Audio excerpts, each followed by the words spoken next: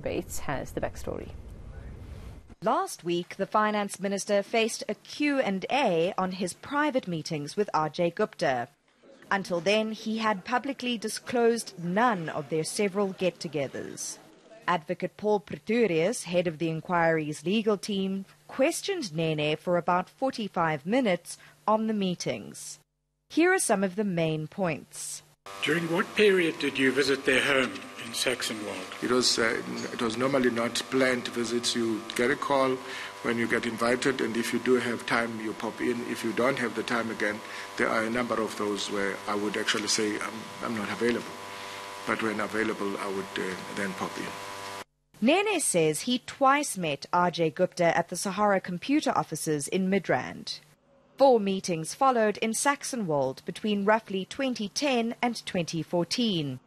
And 2 more occurred at the same venue once Nene was Finance Minister. But Nene insists he was never asked any favours, although RJ Gupta broached the upcoming launch of a newspaper.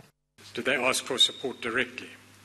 Not directly, but they introduced themselves as going to be the alternative voice. In 2013, the Guptas chartered a private jet to a government Air Force base. Nene says he refused an invitation to the wedding. But Guptagate wasn't his aha moment. 2013 on the dairy farm was actually for me the first flashing light.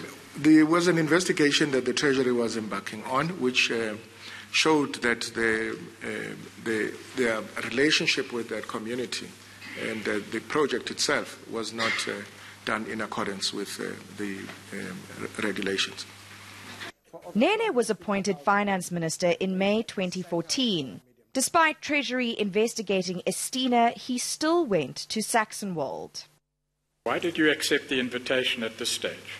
Managing a relationship means you are now going to be more careful and circumspect in dealing with people, but it does not necessarily mean that all of a sudden you say, I can't talk to you because I'm told you are being investigated.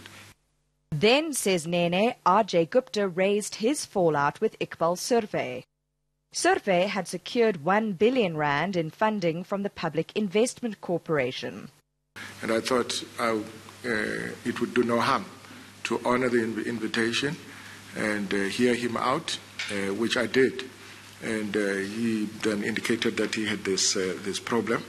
And on my return also I was able to come back to him and say, we have nothing to do with the agreements you have with Mr. Ilbaswe. Was this the first time that any request to intervene had been made to you? It was, yes.